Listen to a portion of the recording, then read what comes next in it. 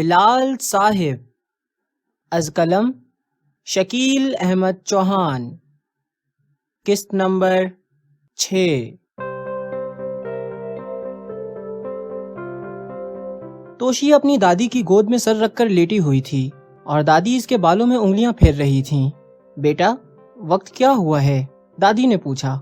11 بجنے والے ہیں، توشی نے بند آنکھوں کے ساتھ غنودگی میں جواب دیا۔ کیا تم آج اپنی دکان پر نہیں جاؤ گی؟ دادی نے سوال کیا۔ دادی، آپ کو کتنی بار بتایا ہے، دکان نہیں ہے، بوتیک ہے، بوتیک بوتیک۔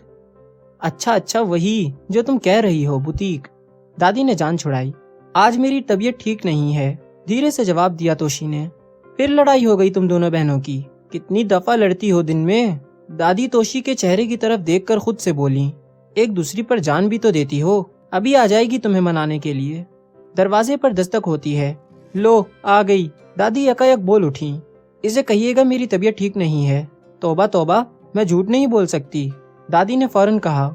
دروازے پر دوبارہ دستک ہوئی۔ آ جاؤ بھائی، آ جاؤ، دادی نے آواز دی۔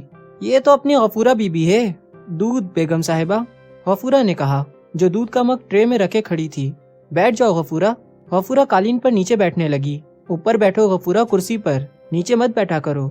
وہ جی، آپ کا ادب لحاظ کرتی ہوں اس لیے، غفورہ نے صفائی دی۔ غفورہ، ادب لحاظ دل سے ہوتا ہے، نیچے بیٹھنے سے نہیں۔ جی، توشی بی بی تو سو گئی ہیں، غفورہ نے بات بدلی۔ دروازے پر دوبارہ دستک ہوئی۔ آ جائیں جی، آ جائیں، غفورہ نے بیگم صاحبہ کی طرف سے صدا لگا دی۔ نوشی پاؤں پٹکتے ہوئے اندر داخل ہوئی اور چنگھاڑ کر بولی، دادو، یہ میرے ہاتھ سے قتل ہو جائے گی، اب تک تیار نہیں ہوئی۔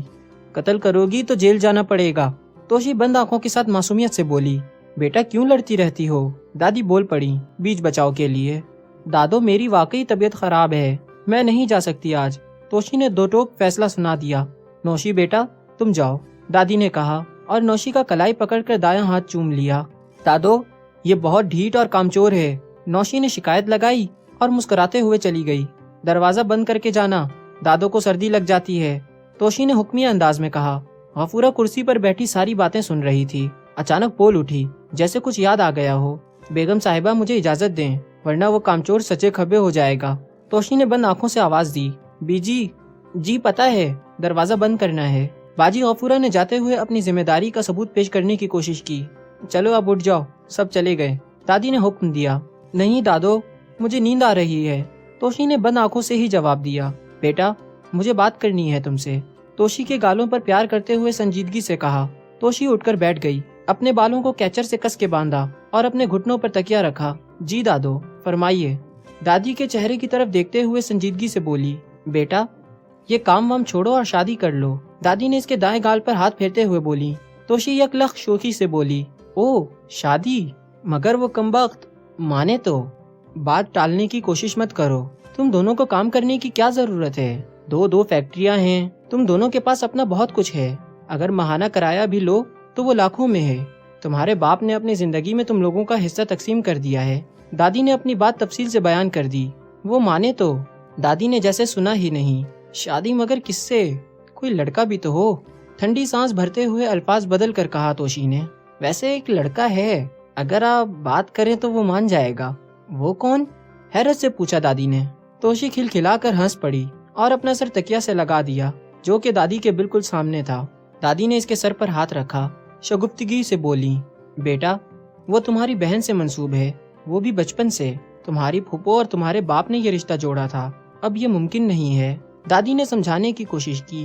توشی گردن اٹھا کر دادی کے چہرے کو دیکھ رہی تھی، رنجیدگی سے بولی، مگر نوشی اس سے شادی نہیں کرنا چاہتی اور اسے پسند بھی نہیں کرتی۔